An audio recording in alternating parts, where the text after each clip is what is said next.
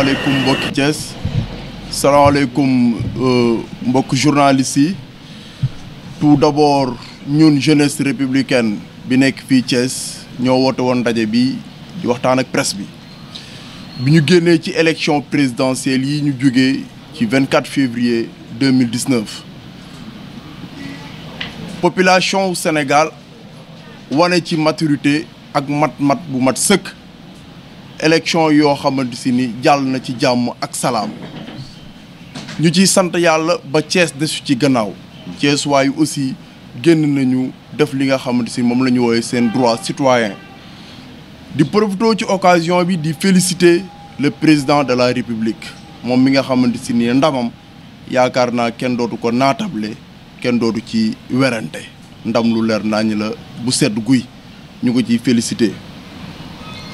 pour wax ci Thiès nag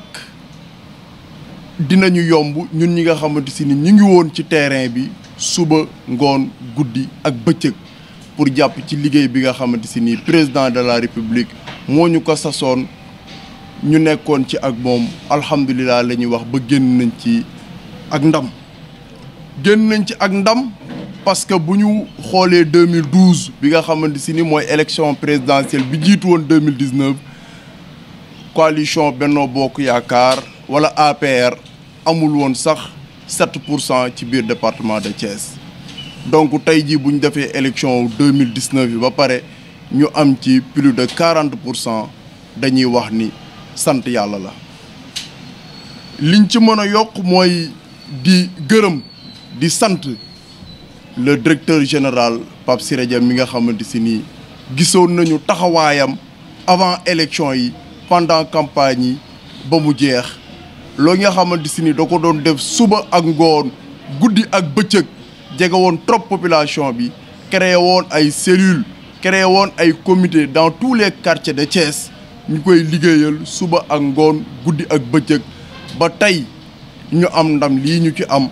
su ma nee ndam mooy dañoo jóge woon ci élection présidentielle yi nga xam ci élection législative yu 2017 yi nga xam ne si ni ñu ngi ci amoon 80 386 voix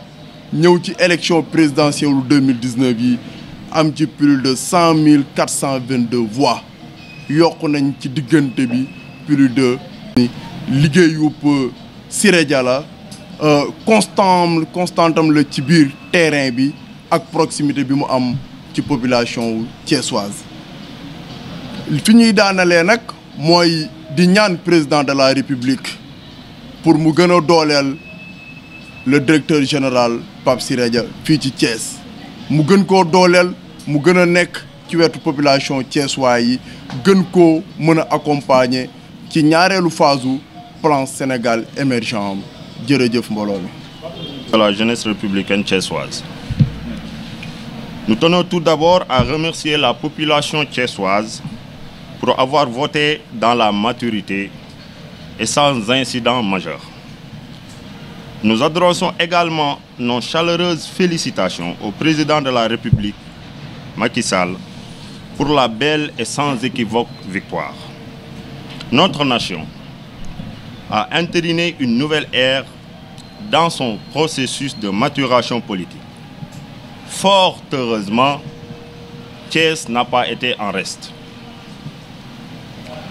Au soir de ces élections présidentielles du 24 février 2019, fort en enseignement, il est important de constater et de se féliciter de l'évolution numérique de l'électorat de Macky Sall à Thiès. En effet, notre coalition, absente du quarter final de l'élection présidentielle de 2012, a enregistré 80 386 voix aux législatives précédentes pour arriver aujourd'hui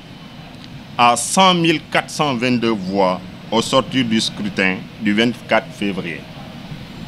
soit une évolution de plus de 20 000 voix. Cette prouesse électorale est totalement imputable, ici à Thiès, au travail remarquable impulsé par le DG de la Poste, M. Siré Dia. Cette avancée a pu être obtenue grâce à un travail colossal et stratégique de proximité avec les populations thiessoises, à travers les cellules de communication et les comités de quartier. La communion et les échanges du DG Siré Dia dans les journées et soirées de campagne électorale ont été déterminants dans la percée opérée le 24 février passé. En définitive, cette constance dans la dynamique montre encore une fois l'attachement indéfectible de Pape Siré Dia à son terroir et son désir ardent d'apporter le renouveau politique dont Thiès a tant besoin pour des lendemains meilleurs.